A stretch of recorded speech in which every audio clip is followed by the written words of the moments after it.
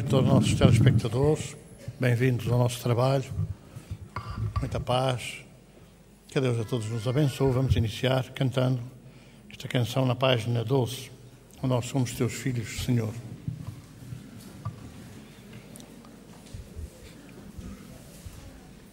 Na estrada da vida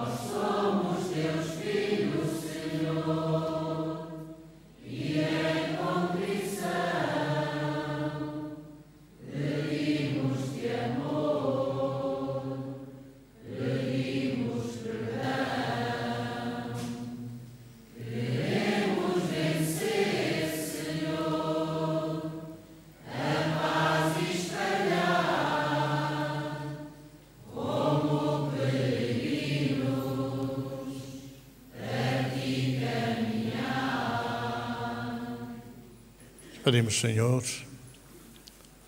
que nos envolva na tua paz, que fortaleça os teus mensageiros, também os nossos dirigentes espirituais, os nossos guias e mentores, e a nós também, Senhor, por forma a que em conjunto consigamos harmonizar o nosso ambiente e levar connosco a tua ajuda, a tua paz e a tua serenidade. Sê connosco. Nos abençoa os trabalhos que vamos iniciar. Página 13. Ei, irmão, tens de mudar. É preciso nossa vida transformar. Amor que vem não pode passar.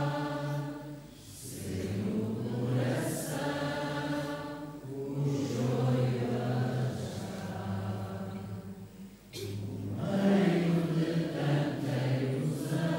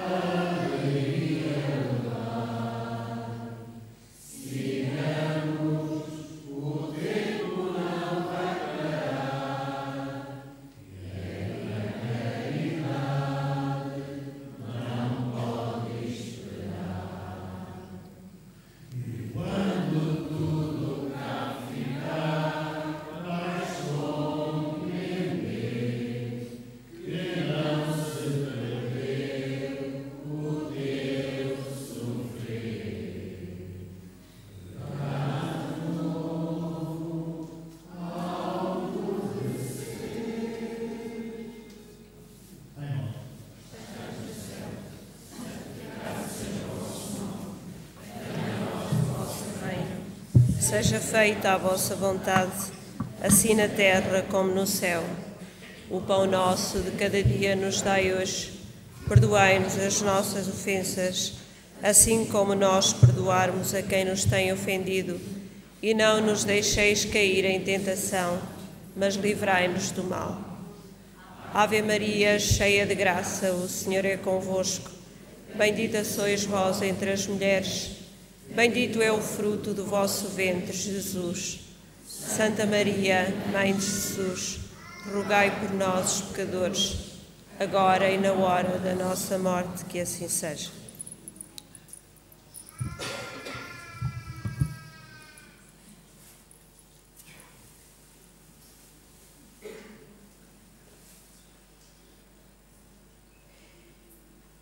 Indissolubilidade do casamento.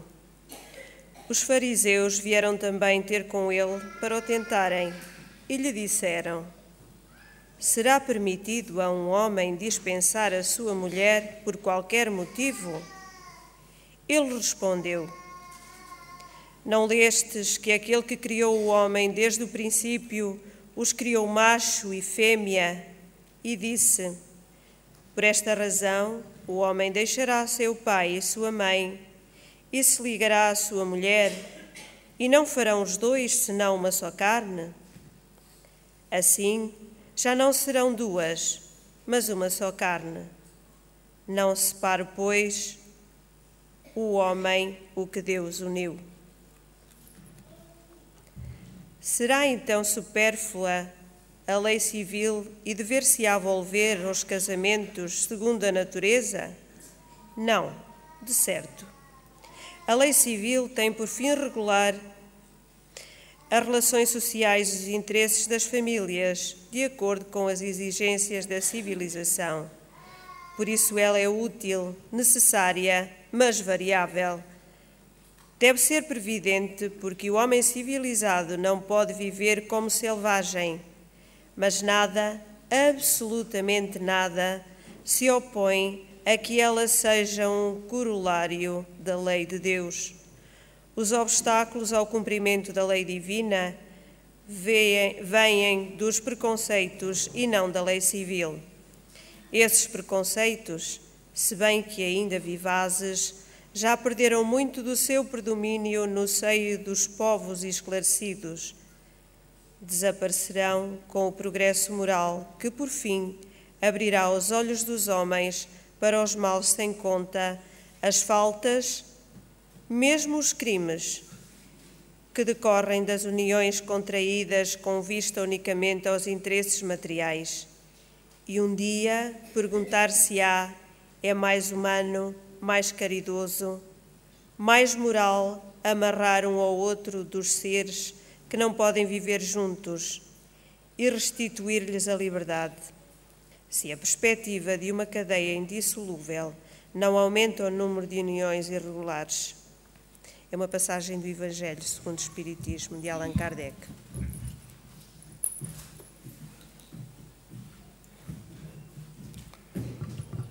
Ninguém separa o que Deus uniu. Algumas pessoas, a criança não sabe fazer perguntas, não é? Porque não está a entender nada desta coisa do que ninguém separa o que Deus uniu. De maneira que, se a criança estiver assim como está, agitada, a mãe, o pai, podem levar até o corredor, não há problema nenhum em não ouvirem a palestra. Mas vamos esperar que não façam com que muita gente fique incomodada e não ouça também. Portanto, peço desculpa e pedia ou ao pai ou à mãe, ou à avó, que pudessem, se necessário, levar a criança até o corredor, até lá fora, para poder deixar-nos discernir sobre o assunto de hoje. Ninguém separa o que Deus uniu. Alguns, como eu estava a dizer, alguns dizem que Jesus selou o casamento nas bodas de Caná. Lendo ou relembrando aquilo que foram as bodas de Caná, nós vamos encontrar Maria, mãe de Jesus, pedir ao filho que a acompanhasse na boda do casamento em Caná.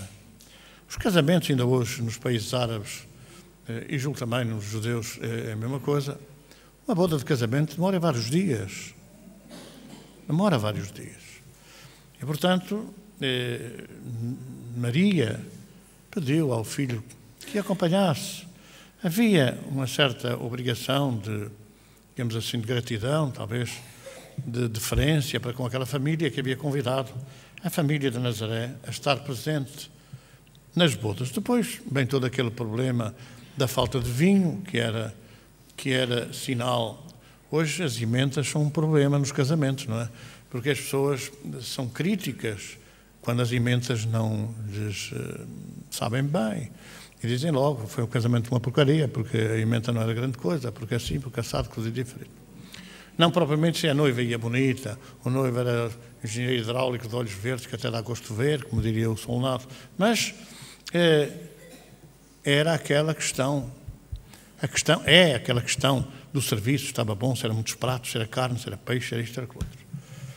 Naquela época era pior, porque agora cá é só um dia, agora também já começam à tarde, que é para ser curto até à noite. Mas naquela época eram 8 dias.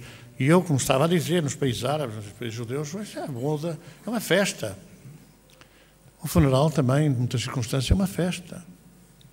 Embora nós ocidentais tenhamos, às vezes, sejamos inclinados a considerar que quando há música num funeral é atraso, é gente atrasada. Como é que se viu, onde é que se viu agora cantar quando a pessoa morreu?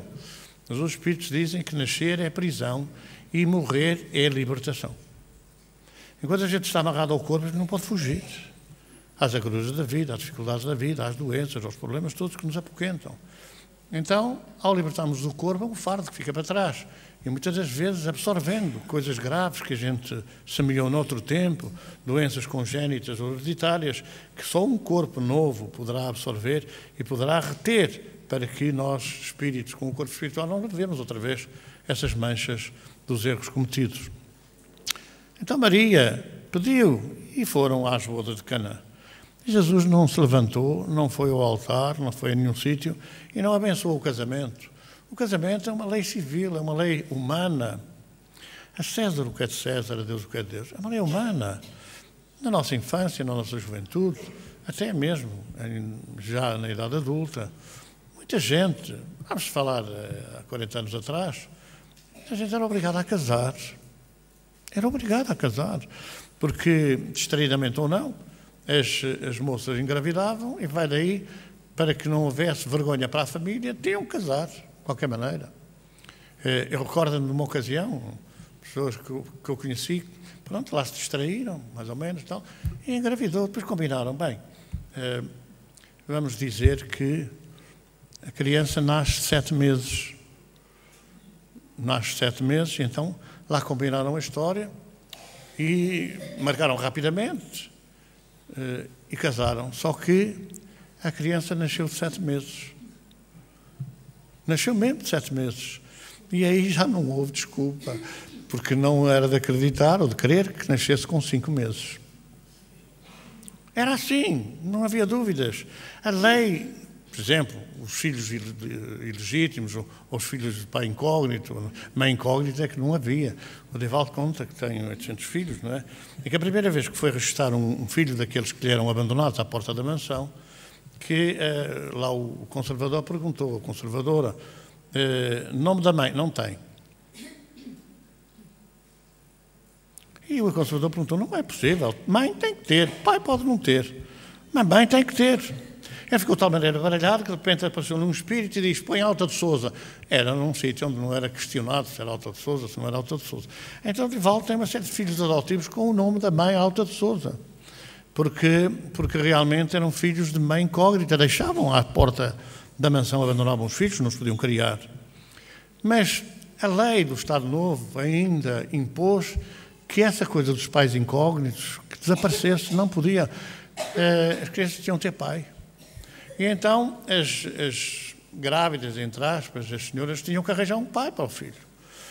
Logo, não era possível andarem na brincadeira, com uns copos, mas não sei o quê, a mulher engravidar e depois, ao nascer, não ter pai, tinha que ter pai. E a vergonha que era para a família, a jovem ter de engravidar antes do casamento, aquele era o rei que ia para o casamento já, enfim, não podia ser. Então era obrigatório, tinham que casar obrigatoriamente. Às vezes eram brincadeiras de uma noite. Às vezes era um passatempo. E foi como hoje é de qualquer maneira, não é? Mas pronto, hoje já usam a pilha do dia seguinte, 2 vezes, 5 vezes, 7 vezes por mês. Depois já há hoje uma infertilidade galopante, exatamente por causa do uso indevido, do uso exagerado da pílula do dia seguinte. E então, depois não podem procriar, porque têm todo o sistema de fertilidade todo deteriorado. Mas naquela época, pronto, havia uma coisa de noite, não se gostavam, era um episódio de passatempo. Mas tinham que casar. Como é que era possível conciliar as 2 pessoas que se tinham encontrado episodicamente num bailarico, numa brincadeira ocasional? Então há muitos casamentos, mas muitos casamentos nascidos desta situação que nunca foram felizes. Nunca foram felizes. Porque não havia afinidade entre eles. Depois, claro, deixou de ser obrigatório, não é? Deixou de ser obrigatório casar. Dar o nome à criança, tudo bem. Hoje também, se o pai abandonar as crianças, também isto é uma confusão, uma complicação muito grave, para que os tribunais possam impor, seja o que for, porque hoje há a possibilidade sempre do pai dizer que não tem emprego, que não ganha, que não sei o quê, mas não sei quantos, e depois não tem possibilidade de dar nada ao filho ou à ex-mulher, e é uma situação que resulta, de alguma forma, daquilo que nós vemos aí, da falta de moralização, da falta de moralidade. Nós já ultrapassamos a fase, a falar talvez século XII, século XI, século X, em que o homem também tinha várias mulheres. Eu já contei que uma certa altura, falei com um amigo árabe, por causa disso, porque eles continuam a ser polígamos, a ter várias mulheres, cada uma com a sua casa. E eu dizia, mas afinal isso é uma coisa que não resulta do avanço da evolução da humanidade. Resulta, enfim, de uma, digamos assim, de uma falta de respeito para com as mulheres, não é? E então, o homem ama quem? A qual delas ama? A qual delas ama mais ou ama menos? Mas também, que assim como as tem, também as despacha para ter. E eu achava que isso não estava certo na conversa. E ele dizia-me assim, mas vocês fazem pior. Não, nós é só um casamento. É oficial. Só tem um casamento oficial. E depois vão andando com esta, com aquela, com outra, com aquela, com a outra. E tal tem várias também. O que é muito mais grave. Porque nós responsabilizamos por várias. E vocês é só por uma. As outras são passatempo. Embora às vezes a segunda é a primeira e a primeira é a terceira ou a quarta. Portanto, são questões de evolução moral, de evolução espiritual. Sendo que tudo isto resulta ou se encadeia na lei. Tudo isto se encadeia na lei. É necessário que, quando nós ouvimos falar de cristianismo, vamos falar agora com uma outra palavra, espiritismo, porque espiritismo é um cristianismo. O cristianismo até o século IV foi um. Até o século IV, o cristianismo foi um. Era o cristianismo das catacumbas, era o cristianismo da fuga, das perseguições, etc. Depois do século IV, passaram a ser os reis, ou melhor, não passaram a ser nada disso, porque havendo com Constantino 14 igrejas cristãs, no dia a seguir passou a haver centenas de igrejas cristãs.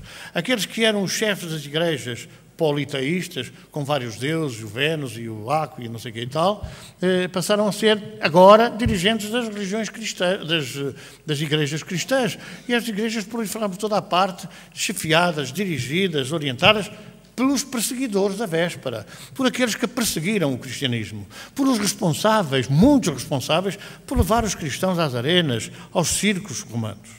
E, portanto, foram eles que assumiram o comando, que assumiram o controle da religião cristã. Então, há um cristianismo até Constantino. Vamos dizer, há um cristianismo até o primeiro concílio, ou segundo concílio, de Niceia, quando a comunicação dos espíritos foi proibida. E a comunicação dos espíritos foi proibida por quê? Foi proibida porque não convinha que os cristãos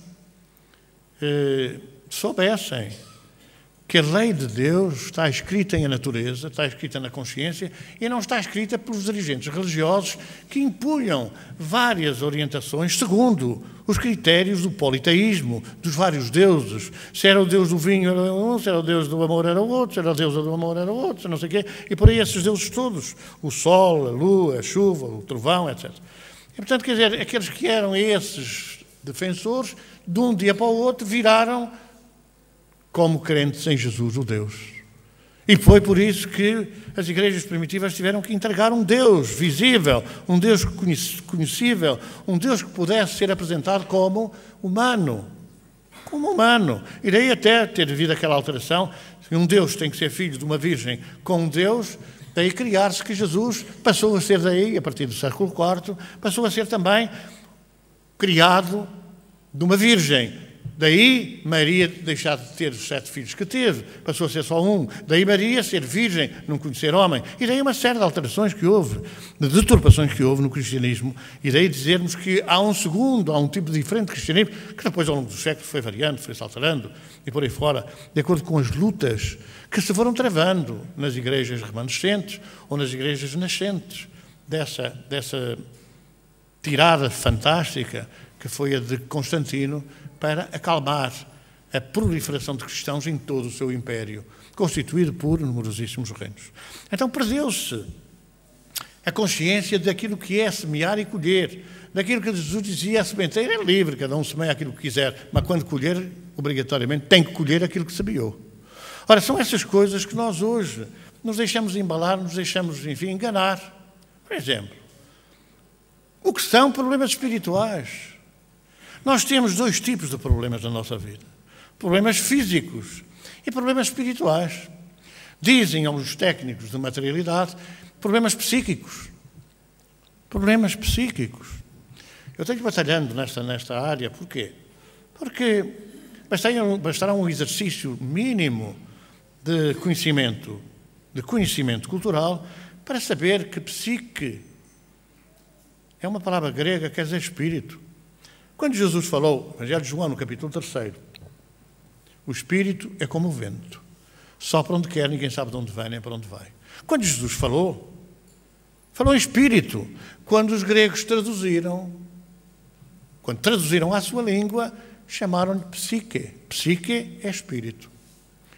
Logo, as doenças psíquicas ou psicológicas são doenças do Espírito.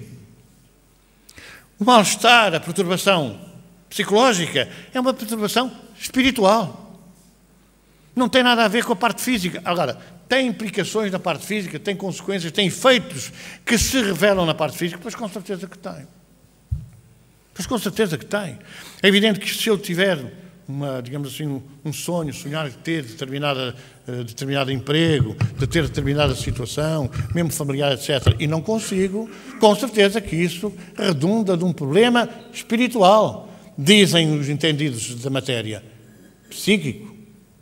É um problema psicológico. É um problema do espírito.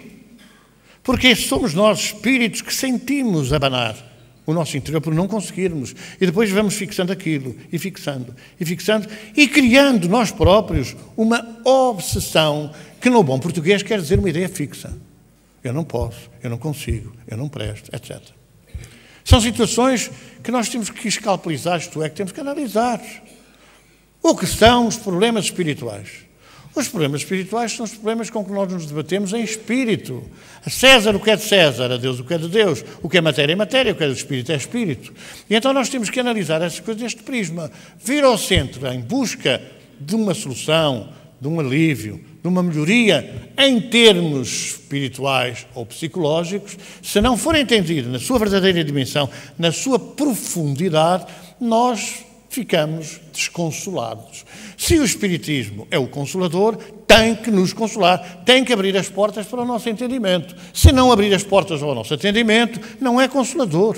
Que raio de consolação nós temos? E assim, eu sofro. Bem, sofre, tens de sofrer, acabou, não há discussão. É assim porque é assim. Não há assim porque é assim. Todo efeito tem uma causa. É uma lei da ciência materialista. Se houver uma explosão aqui, alguma coisa explodiu.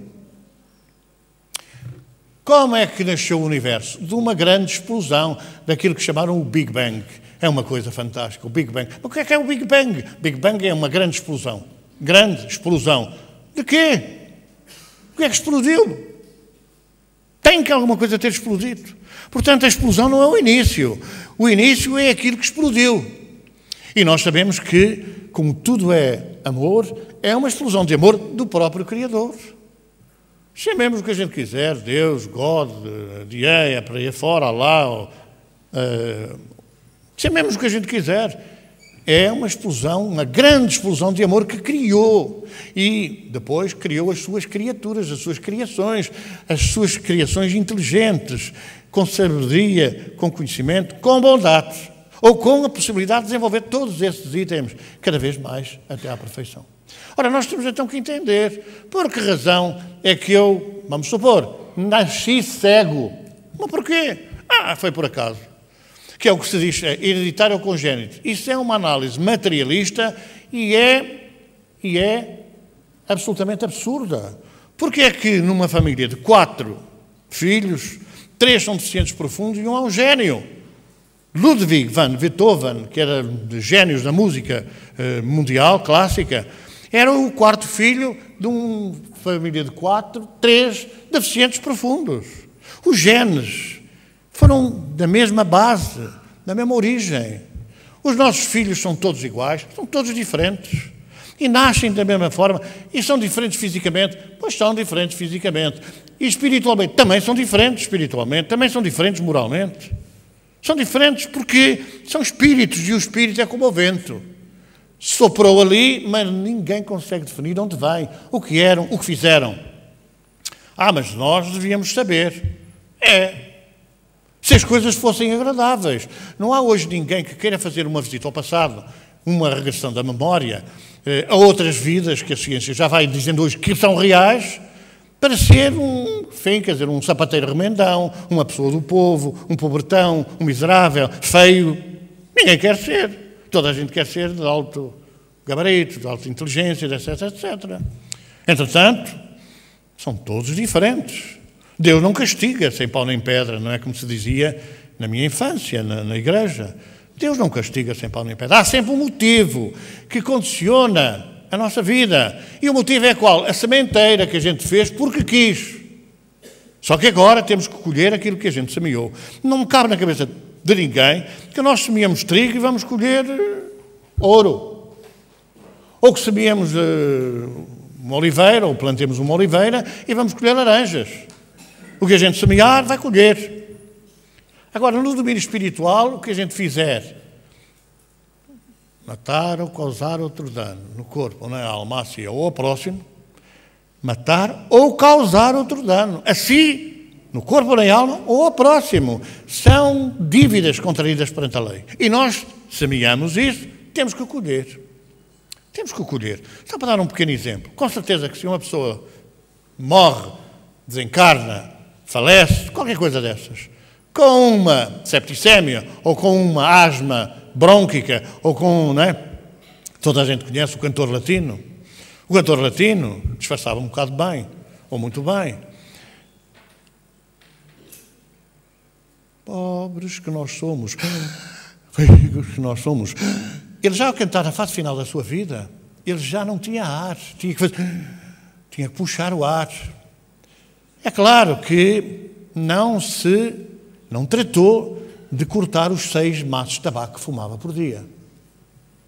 E, naturalmente, que todo o seu pulmão era uma cobertura de alcatrão e de nicotina quase geral.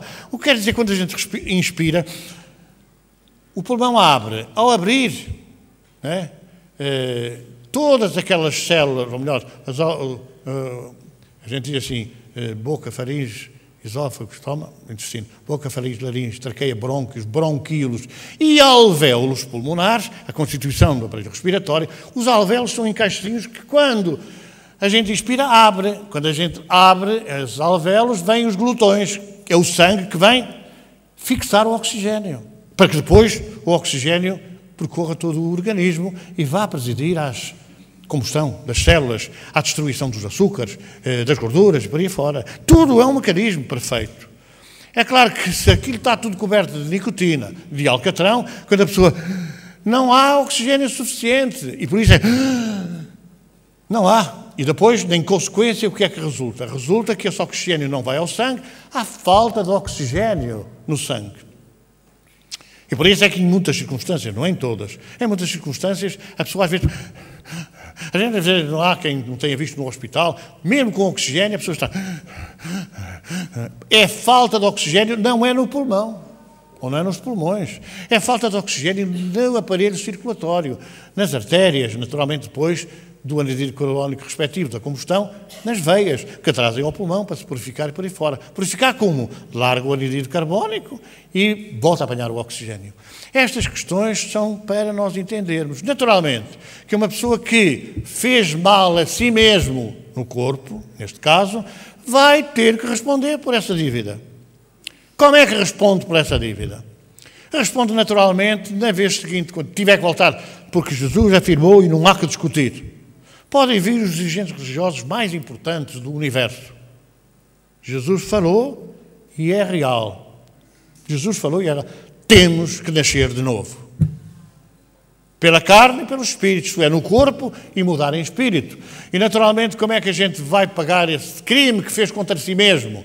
Provocando uma doença que foi responsável pelo desencargo, pela partida antes do tempo do suicídio, recebendo de volta. Quando a gente grava essas doenças no corpo por culpa própria, há situações que não. Quer dizer, a pessoa nasce com uma hepatite, da certeza que não bebeu para criar uma cirrose hepática. Não bebeu, nunca fez nada por isso. Nasce com ela porque atrás. Porque nós, quando vamos aproximar-nos em espírito, na possibilidade que nos é dada dos pais, seja da mãe, seja do pai, e é antes de que a gravidez se concretize, é antes. Nós vamos com o nosso corpo espiritual, que vai tomar conta do novo corpo com determinadas manchas. Se a pessoa morreu com a cirrose, lá está a mancha no fígado. Se a pessoa morreu com falta de ar ou com essa, lá está a mancha nos pulmões. Se a pessoa morreu com problemas digamos assim, de gordura no sangue, etc, etc, lá está essa problemática, que depois a pessoa nasce com isso e assim, pomposamente. É hereditário ou congénito, é dos genes dos pais. Mas quem escolhe os genes somos nós. E por isso é que nem todos somos iguais. Há uns que nascem com uma problemática, há outros que nascem sem problemática nenhuma. Não cabe na cabeça de ninguém, se o espírito não merecer receber uma doença de origem, que a vai receber, porque os genes dos pais têm alguma deficiência. Nos genes dos pais têm alguns. Alguns têm deformidades, têm uma matriz que pode provocar alterações, mas nós não vamos. Vamos dar assim um exemplo muito simples. As células perfeitas são aquelas que têm maior eletromagnetismo. Quando se dá a ejaculação, as células masculinas, são lançados milhões, há quem diga trilhões de células masculinas, de espermatozoides. A mulher pode libertar um óvulo ou dois. Hoje, a maior parte dos trigêmeos, dos quadrigêmeos, resultam da implantação in vitro ou da fecundação in vitro e depois da implantação no útero. E às vezes há 2, 3, 4, 5 óvulos que depois podem desenvolver-se em fetos e para aí dentro. Ou embriões, depois em fetos. Mas, naturalmente, poderá haver um ou dois. Às vezes pergunta-se assim, porquê 2? Às vezes até vem siameses a casa juntos. Porquê? Porque há, digamos assim, um conluio, há um ajustamento com a lei que às vezes impõe que espíritos venham juntos. Recordam-se certamente que aqui há uns anos 2 meninas nasceram presas pela cabeça. Quando tinham 27 anos ou por aí, equipas de médicos do mundo, das mais avançadas sumidades, resolveram operar. E ouviram, às vezes, antes do tempo, ouviram as 2 crianças presas pela cabeça. Quando acontecer isso, qual é o seu maior desejo? Nunca mais a ver, dizia uma pela outra. Nunca mais estar perto dela. Morreram as 2 na operação. E seguramente continuaram no mundo espiritual ligadas uma à outra. Porque há dívidas que fazem com que a gente tenha que passar pelos mesmos problemas, pelas mesmas dificuldades, pelas mesmas lutas, porque a causa das lutas foi comum. A causa das lutas foi comum. Então é natural que os genes estejam presentes nisto. Mas nós, espíritos, é que temos na matriz, que é o corpo espiritual, as necessidades. Nós precisamos do corpo para deixar no corpo, que vai para debaixo da terra, aquilo que nós contraímos, às vezes, por culpa própria. Seja, por exemplo, a cirrose hepática, que naturalmente a seguir poderá dar, em muitos casos dá, hepatites hereditárias ou congénitas. Ou a asma, que nas crianças nascem com asma, que tem a ver com essa problemática respiratória, que as pessoas, por culpa própria, não é? Fizeram com que antecipasse a partida, que antecipasse a morte. Então, temos que encontrar essa razão, é da lei.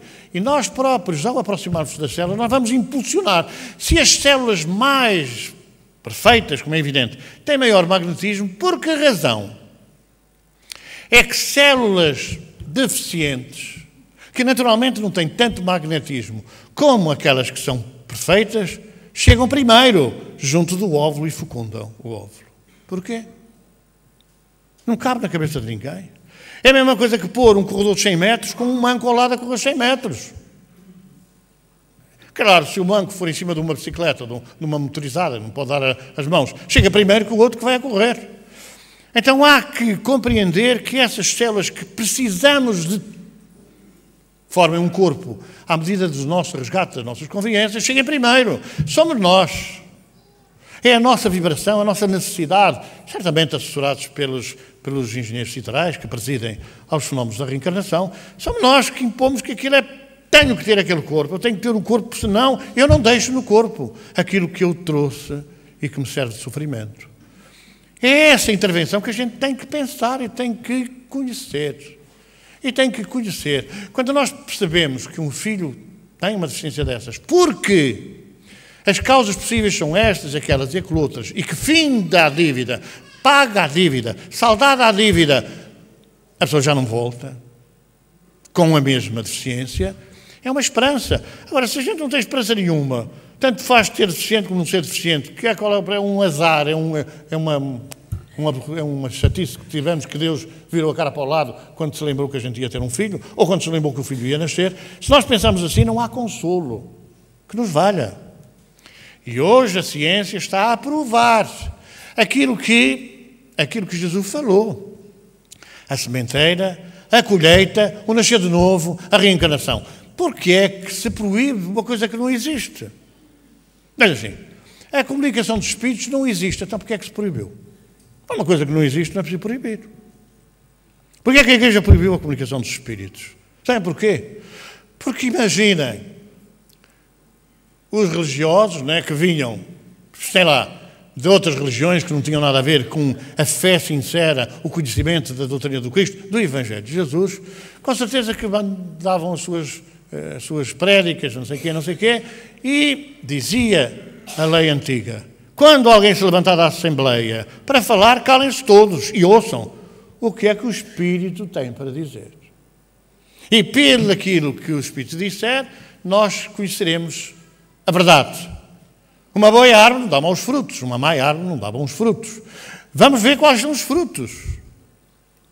Mas havia inconveniência porquê? Porque às vezes levantavam-se para dizer mal de quem estava a falar, para dizer que era mentira, para dizer que não vivia assim, para dizer assim estado e cozido. Então, para evitar essa coisa, foi proibido. Pura e simplesmente, os dirigentes religiosos proibiram. Quem quisesse se levantar não era permitido, não era autorizado, era levado imediatamente fora do recinto. Eu já contei isto uma vez, vou contar outra vez, várias vezes. Nós tínhamos aqui um colaborador nosso, que até chegou a ser dirigente da associação, e que também ia à missa, ao domingo, à Sé Catedral. E um dia, numa missa de domingo, começou-se a sentir mal, e disse para as pessoas que estavam ao lado: chamem o 115 na altura. Depois passou para 112. Chamem o 115. Mas está-se a sentir mal, estou muito mal. Chamem o 115. As pessoas lá foram, lá pelo telefone, coisa assim, lá chamaram o 115, estava aí fora. Os maqueiros entraram na Sé, com a maca, ao pé do senhor, e assim: então, o senhor está mal? Não, não sou eu, é o cônego que está a fazer a palestra. Olharam para o cônego, toma, caiu no chão naquele instante. Agora, assim, foi por mal. Se não chamassem o INEM, não tinha hipótese de salvar. Mas foi uma ajuda. Serviram-se de alguém que tinha mediunidade para provocar a vinda do INEM. Quando veio, ficou bem, caiu o cônego, que precisava e, vamos dizer, merecia certamente ser ajudado e não partir daquela forma. Então há uma intervenção espiritual. Porquê é que foi proibido? Porque não convinha. Não convinha. João diz na primeira epístola: importa saber se os espíritos são de Deus. Pelo sim e pelo não, é melhor proibi-los porque não adianta nada. Nós é que sabemos, nós somos os representantes de Deus na terra e não é preciso cá vir ninguém falar nada que a gente não saiba. E daí vem aquela prática que foi secular de considerarem os agentes religiosos, e muitos de nós que aqui estamos, ou dirigentes machos ou dirigentes fêmeas, tivemos nessa altura, nessa complicação. É melhor não nos enfrentarem. Para não enfrentarem, eu é que mando, eu é que sou o escolhido por Deus, e aquilo que eu disser é radical, é certo. E é inexorável. Então é preciso que a gente raciocine sobre isso. Jesus nunca escondeu nada de ninguém. Sempre mostrou às claras como é que se afastavam os espíritos e como é que o afastamento dos espíritos libertava as pessoas de doenças aparentemente físicas e doenças espirituais. Porque não pode deixar de haver uma ligação entre aquilo que é doença espiritual e aquilo que é doença física. Se eu sou o espírito e tenho uma doença espiritual, eu posso transmitir progressivamente ao corpo alterações no metabolismo celular que desencadeiem processos viróticos e que desencadeiem doenças graves.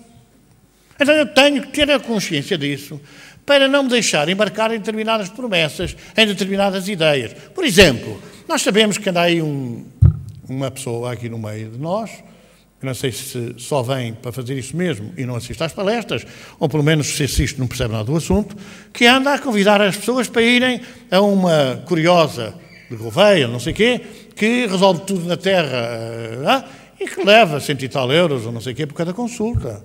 A gente tem que ter a noção do que é real e do que é possível. E as pessoas deixam-se cair no engodo, pagam, gastam dinheiro e fica tudo na mesma. Pode haver ali um tempo de 15 dias melhores, depois volta tudo ao mesmo. E nós não nos damos conta que temos que buscar a causa para os nossos problemas. O que é que está por trás daquilo que nos acontece, daquilo que nos surge no caminho. E isso é que é fundamental a gente perceber. E por isso nós insistimos permanentemente na palestra que esclareça, que ensine, que oriente as pessoas para não se deixarem cair no logro. Aqui há uns anos atrás havia aí uma curiosa também ali para cima, se era para Moimenta da Beira ou para Vila Nova de não sei o quê e tal. E então resolveu fazer um contrato, não é, com uma curiosa que ia fazer uma limpeza à casa. A curiosa lá entrou na limpeza da casa. Claro, teve que se deslocar 50, 60 ou 70 quilómetros. Como estão a ver, isto tinha que ser pago de qualquer maneira. Entrou na casa, logo no hall da entrada, havia uma arca de cânfora. Antigamente, no tempo da guerra, nós trazíamos da África, eram coisas que vinham mais de Moçambique, mas também por Angola, etc. E vinham esses objetos de cânfora, esses móveis de cânfora. E então ela trouxe um móvel, até com madrepérola, com não sei o que e tal, e tinha aquela arca à entrada, no hall de entrada. E a senhora, curiosa, curandeira, abaixo de Deus na terra, não há mais uma coisa melhor, entrou, olhou para a arca e disse, esta arca é para mim. Ah, não, porque esta arca foi uma prenda que o meu filho, que andou na guerra, me trouxe, e eu tenho, já lhe disse, a arca é para mim. E não diga mais nada, porque senão as coisas estão mal paradas. É preciso que a gente reflita um pouco. As coisas de Deus não têm preço. Ah, mas a senhora teve que se deslocar 60 km. Tudo bem, quanto é que é a viagem? Quanto é que custou a viagem? Eu pago a viagem. Agora, ninguém pode garantir nada. Ninguém pode garantir nada.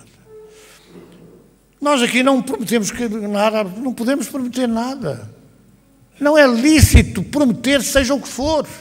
Se a pessoa seguir uma orientação, ou melhor, se viver de acordo com as orientações que a doutrina espírita, leia-se, que o cristianismo nos dá, pode merecer e pode colher, a breve tempo, pode colher esses frutos.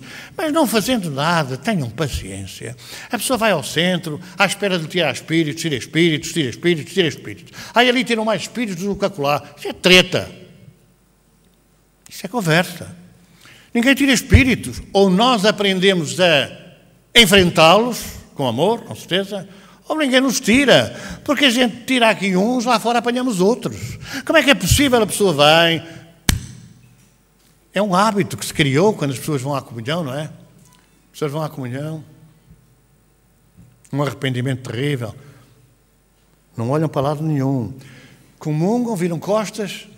Olha esta desavergonhada. Olha aquela com não sei o quê. Esta de mini saia. Olha uma coisa. Era mascar chicletes. Mas que raio de... Como é que há de ver resultados nisto? Vão para casa, dizem mal dos outros, dizem mal da família, dizem mal dos amigos, dos vizinhos, dos colegas. Na semana seguinte, lá vem outra vez ao centro para tirar espíritos. A gente deixa um, ver outro, porque os espíritos, se merecerem, são ajudados. E muitos deles não precisam de ir à sala. Muitos dos espíritos não precisam de ir à sala para serem ajudados. Porque ao ouvirem-nos falar nas palestras, eles percebem aquilo que não entendiam antes. Percebem que a morte muda muita coisa. Percebem como é que a família às vezes se esquece deles porque não vivem ao lado a lado, não vivem vendo-se olhos nos olhos. E porque não vivem vendo-se olhos nos olhos, não dedicam determinadas preocupações que dedicavam na vida. Não levam a medicação, não levam a sopa, não levam a coisa, não vão cuidar da cama, não levam, ficam ali deitados. E a família manda rezar missas e às vezes não comparece ali. Mas valia estar em casa a rezar um Pai Nosso, uma Ave Maria, em sua memória, uma memória, enfim, com amor, com dedicação, com compreensão, pedindo ajuda para que eles possam ser orientados. Não, mandam rezar, tem que ser quantas missas? A do 7º dia, a do 30º dia, a do aniversário, a do 2º aniversário, a do 3º aniversário. Não aparece ninguém na missa e eles vão lá, coitados, não veem nada, porque a família nem sequer se preocupa em orar naquele momento. Então é necessário ter a consciência disso. Se nós vimos ao trabalho libertar os espíritos, ajudar a libertá-los, e depois chegamos ali à porta da rua, toca a discutir, toca a ralhar uns com os outros, toca a não sei o quê, em casa um pé de vento, é uma desgraça, não... nem sequer fazemos um esforço para daqui até casa, silêncio, guardar para amanhã o que não é preciso fazer hoje, que é discutir. E amanhã se calhar já passou. A gente vai com uma vontade de discutir, sim, não. Hoje não vou discutir. E depois chega à casa e vai para a cama. Sem beber café, senão fica a contar carneiros. Mas, hoje eu não vou. No dia seguinte já não discuto, já passou. Mas nós não fazemos esse esforço. Nós não fazemos essa tentativa de travar as nossas reações. A gente, cada vez, na ligação com os amigos, com os vizinhos, no trabalho, com os colegas, está ali a fervilhar. Quando a gente fervilha, emite pensamentos, emite vibrações negativas. Naturalmente que os outros também se chocam. Às vezes a gente vê os colegas com uma cara assim, mesmo coisa, não me chateio. E a gente afina. Mas não pensa que ao fazermos o mesmo, os outros também podem afinar. Não pensamos nisso. Só nós é que temos o direito de afinar, porque nós é que fomos assim, porque nós é que fomos assados. Nós temos que ter cuidado também com os outros. Não faças o que não queres que te façam. Não faças. Mas o fazer também é o pensar. Não penses aquilo que não queres que os outros pensem de ti. Porque o pensamento é uma realidade científica. O pensamento transmite-se, o pensamento voa em direção às pessoas de quem a gente pensa desta forma ou daquela. Mas os outros também fazem. Mas não tem nada a ver com os outros. Cada um responderá por si. Cada um colherá o que semear.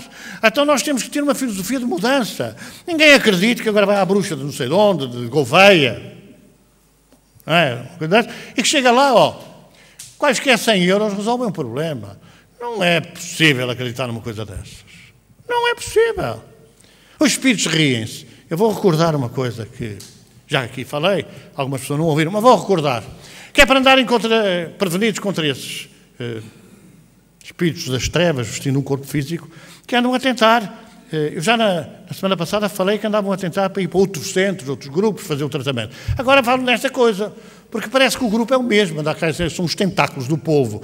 Agora vão levar para irem a uma consulta qualquer, não sei onde, Gouveia, não sei o quê, que aquilo é tiro e queda, resolve-se tudo e passa para cá os 100 e tal euros e se calhar depois é uma porcentagem de 10% ou 20%, não interessa. Tanto faz ser um centavo como ser 100 centavos, é igual. A intenção é que está errado. É no pensamento que está a maldade. Então, era uma jovem, tinha um problema gravíssimo. Uma perna, mancava. Ela libertar-se-ia rapidamente disso. Sabe porquê? Porque ela fazia 3 quilómetros para chegar ao centro a pé. E chegava sempre.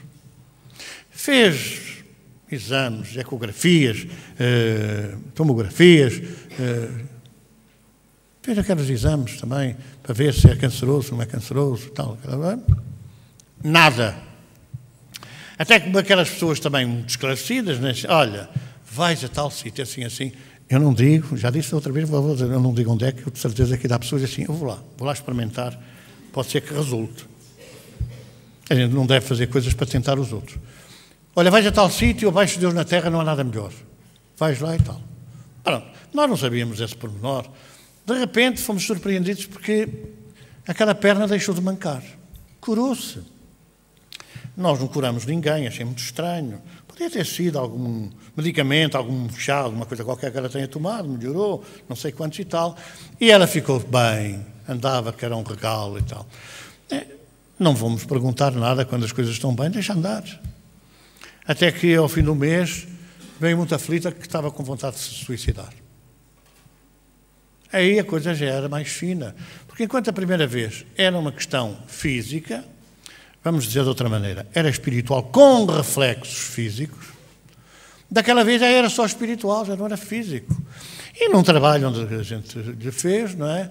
Uma entidade amarrada, assim apresentava-se no médium com os braços assim, e disse assim, olha, tu amarraste-me no cemitério, só que ao pensamento tu não amarras, e portanto vais morrer, que a gente vai te levar à loucura e tu vais te suicidar. Tu e os teus familiares todos. E seguramente, ou melhor, certamente que era a mãe e um irmão que andavam com essa vontade de se suicidar. Claro, depois eu chamei e disse, mas afinal o que é que aconteceu? Aí é que veio a história do abaixo de Deus na terra, não há nada melhor que aquela médium. Então, ela mandou-me fazer um trabalho no cemitério, uma amarração, uma coisa assim, não sei o quê, e depois deitar aquelas coisas todas, não sei para onde, para um rio, para não sei o quê, e então eu fiz. E fiz o que é que arranjaste. Se ela tivesse andado mais um mês, mais 2 meses, aquilo passava-lhe. Passava-lhe. Agora, ao chegar a hora, passa. Deus pode tardar, mas não falta. Quando a pessoa merece. Virou outro problema. Tinha mediunidade. Com certeza que o espírito mazucarinou a cabeça. Vai, mata-te, não prestas, não consegues libertar-te, mata-te. Vejam a solução abaixo de Deus na terra. Nós não podemos enganar a lei. Temos é que entender que aquilo que nos acontece é por nosso próprio merecimento. É porque a gente merece. Não há ninguém que colha o que não tenha semeado. E daí que é necessário perceber que a doutrina espírita nos aconselha a analisar as questões racionalmente. Se não foi nesta vida que nós fizemos, foi na outra. Se não foi depois de nascermos, foi antes. Porque nós já é outra vez que nascemos, desta vez é outra. Já não é aquela anterior e é outras por aí fora. Quantas vezes a gente tem sonhos, já é um pesadelo. Se a gente olhasse bem os pesadelos, nós íamos ver paisagens que não têm nada a ver com a atualidade. Que não há estradas alcatroadas, que não há carros, há cavalos, há burros, há animais, mas não há estradas, não há carro, não há nada. Se nós analisássemos esse pesadelo, nós iríamos chegar à conclusão que são imagens do passado, que são imagens de tempos que a gente viveu e em que errou profundamente, em que errou contra si ou contra o próximo. E se calhar íamos abrir a perspectiva de resolver este pesadelo com aqueles que estão diretamente ligados às nossas perseguições. Eles perseguem-nos, são os maus da fita? Não. Não são eles os maus da fita, fomos nós. Eles estão com uma raiva, com uma revolta por aquilo que nós lhes fizemos. E como é assim, a gente não perdoa. Perdoai, Senhor, as nossas ofensas, assim como nós perdoamos. Isso é uma mentira. Isso é uma coisa que sai para a boca fora, a gente nem sabe o que é que diz. Porque, no fundo, a gente não perdoa. Guarda sempre as mágoas, guarda sempre aquela raiva contra aqueles que nos fizeram, fosse o que fosse. A gente não entendeu que se te derem uma bofetada numa face, oferece a outra. A gente não entendeu nada disso. Era um convite de Jesus para que nós não respondêssemos às aleivosias, à maldade dos outros. Porque, como fizermos, acharemos. Caluniar-me eu não merecia. Agora. Eu nunca caluniei ninguém nesta vida, eu não me lembro de caluniar, mas se não foi nesta, foi a anterior, porque nada acontece por acaso. Estas coisas da colheita não é por acaso. Nem nós colhemos o mal dos outros, assim. Mas que mal tem uma mãe, ou que mal fez a mãe, para que o filho agora seja toxicodependente. Fez de certeza. Ninguém envereda por este caminho da toxicodependência se já não tiver vivido essa situação antes. A toxicodependência surge, historicamente, nas guerras. Nas guerras. Não havia carros, não havia viaturas, que é só meter gasolina ou gasóleo, não sei o que, e andam. Toda a guerra, todo o combate se fazia a pé. Imaginar agora como é que no Novas Pereira, vamos falar disso daqui a uns dias, no Novas Pereira saiu da Algebarrota, atrás dos espanhóis, a pé. Ai, mas os indivíduos, alguns iam a cavalo, mas outros não iam a cavalo, não. Iam a pé. Demoravam meses a fazer esses trajetos. Precisavam de uma resistência física que naturalmente não tinham. E às vezes era usando determinadas substâncias para ajudarem a andar, a resistir. Ora, esses vícios, esses hábitos da guerra, porque é assim, na guerra, desta vez estão comigo, da próxima vez é quem der mais, é os mercenários. Só a Revolução Francesa é que trouxe o serviço militar obrigatório. Até aí, até a Revolução Francesa, eram contratados. Quem desse mais, havia soldados que combatiam de um lado, os outros depois ofereciam mais dinheiro e iam combater do outro. Eram os mercenários. Então tinham que fazer tiradas terríveis.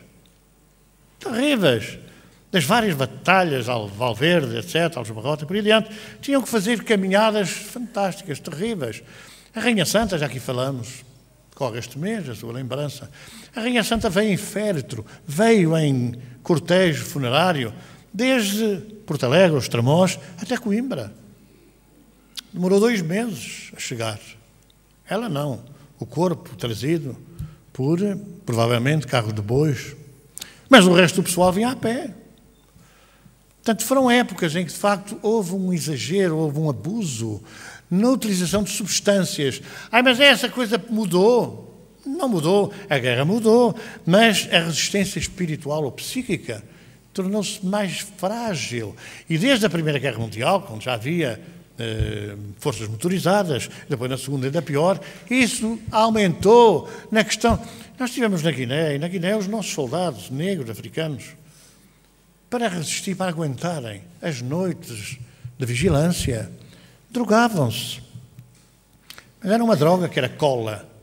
Não era Coca-Cola, era cola, noz de cola. E punham aquilo na boca e resistiam. Não podem, vamos acabar com isso, não podem. É um hábito que eles tinham.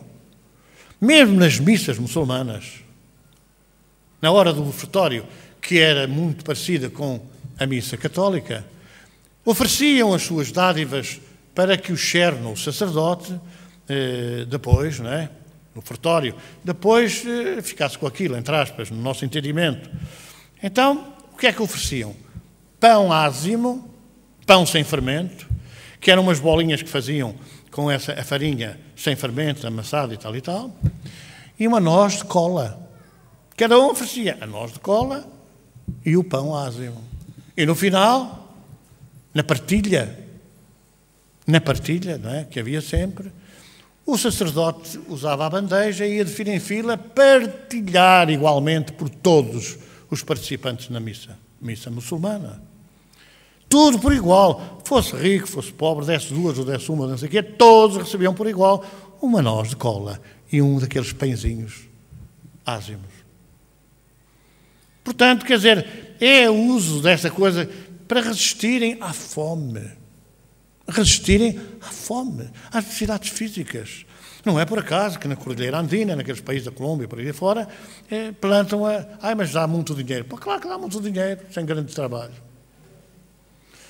Dá muito dinheiro, é uma forma mais fácil. Porque não tinham outra, não tinham, e muitos ainda não têm, outro, digamos assim, outro horizonte. Em vez de plantarem a cocaína, não é? Enfim, põem batatas e põem coisas, e hortaliças, e oliveiras, e essa coisa toda, que não foram habituados nisso. Vê assim, está a aumentar o número de toxicodependência em Portugal. Porquê? Por causa da crise. Não é nada por causa da crise. É tudo treta. Porque se há crise, como é que eles arranjam dinheiro para comprar a droga? Porque não têm dinheiro, não têm emprego. O que é que arranjam? Porque com aquilo que vendem, depois também podem comprar, depois também podem não sei o quê, depois também podem não sei quantos. É preciso a gente entender as coisas de uma forma racional, de uma forma lógica. Eu preciso de ajuda espiritual. Porquê? Porquê que eu preciso? Porque é certamente, ou eu mesmo, a consciência pesada do passado, Fiz mal a mim próprio, ou é a minha consciência estimulada por aqueles a quem eu fiz mal? A mim próprio ou ao próximo? A si mesmo ou ao próximo? É verdade, se eu fiz mal ao próximo, tenho que estar preparado para receber de volta aquilo que eu fiz. E é este entendimento que nos deve fazer perceber que não adianta nada a gente andar à procura, gastar o dinheiro todo e mais algum, por aqui, por lá, para solucionarmos os nossos problemas espirituais. Não adianta. Vejam, é preciso muito tempo para a gente mudar. E Jesus e a sua falange disseram claramente: o esforço que fizermos hoje em sermos melhores do que ontem e amanhã melhores do que hoje. O Espiritismo, na sua definição de há 157 anos, diz claramente que é a ciência que estuda a origem, a natureza e o destino dos espíritos e as relações que há entre o mundo espiritual e o mundo material. O Papa Francisco, que agora aqui há meia dúzia de meses atrás, disse uma coisa extraordinária aos católicos. Os católicos têm que saber de onde vêm, origem, para onde vão, destino, e o que andam cá a fazer, natureza. A origem, a natureza e o destino dos espíritos. É uma definição do espiritismo. Então a gente tem que refletir e raciocinar sobre estas questões. Não é com dinheiro que a gente compra a felicidade espiritual.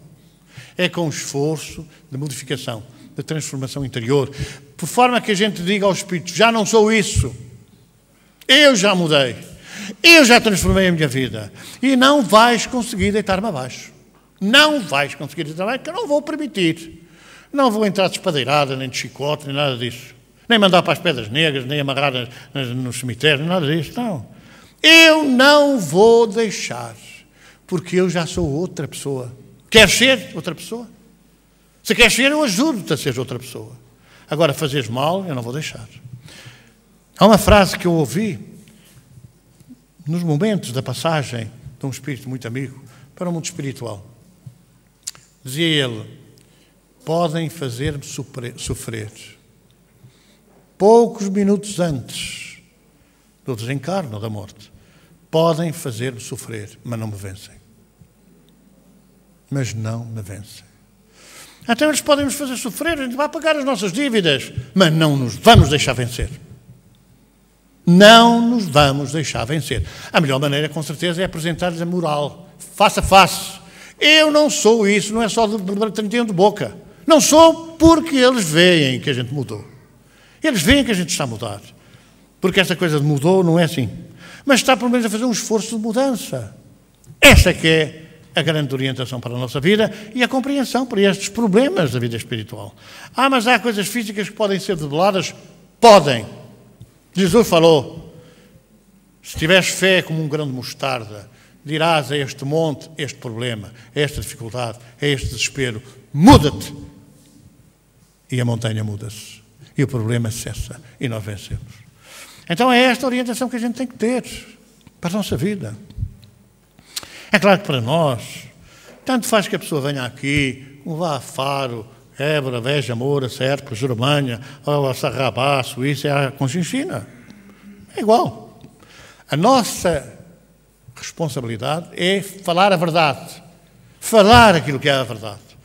Porque Jesus foi claro: conhecereis a verdade e a verdade vos libertará. Vamos fazer a nossa irradiação pelos doentes. E não se esqueçam o que eu disse: quem anda aí a fazer os convites para irem à feiticeira de não sei de onde, que é tiro e queda. Porque eu já disse também: qualquer dia digo aqui o nome. Qualquer dia eu digo aqui o nome. E há uma pessoa que chega aqui cedo, que é começar a arranjar os clientes. Chega cá cedo.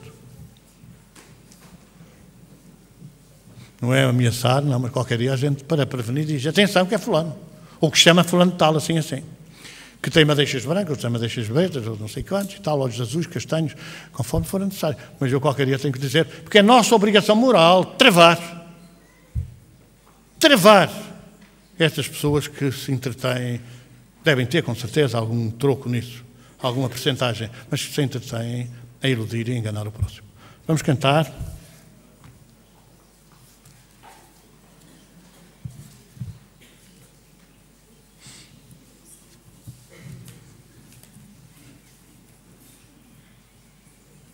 na página 23, julgo eu, Centro Espírita. O centro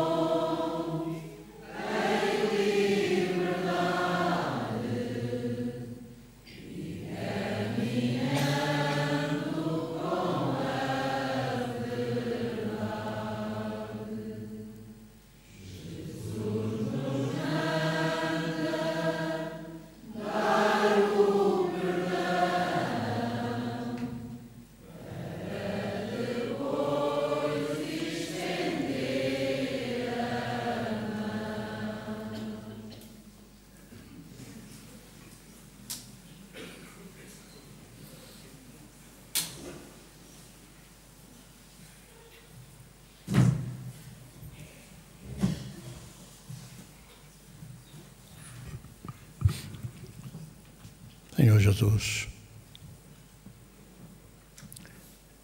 é o momento agora de prestarmos a nossa solidariedade com quem sofre, com os doentes do corpo internados nos estabelecimentos de saúde, nos hospitais ou centros de saúde, nas clínicas,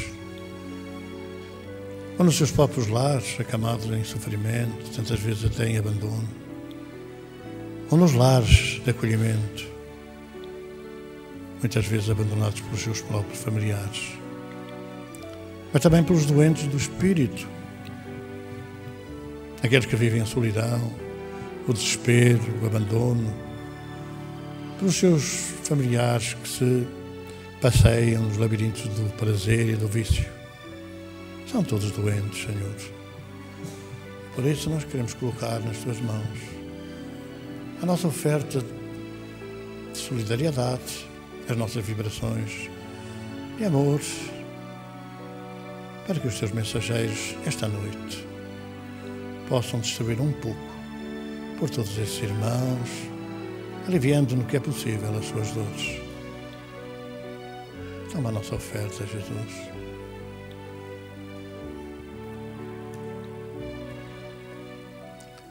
Olá, Senhor.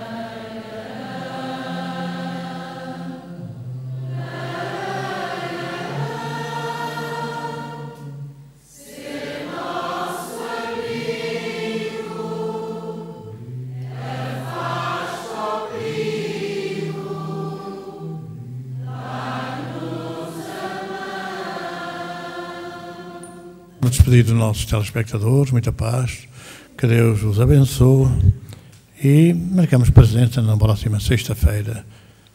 Boa noite a todos. Nós vamos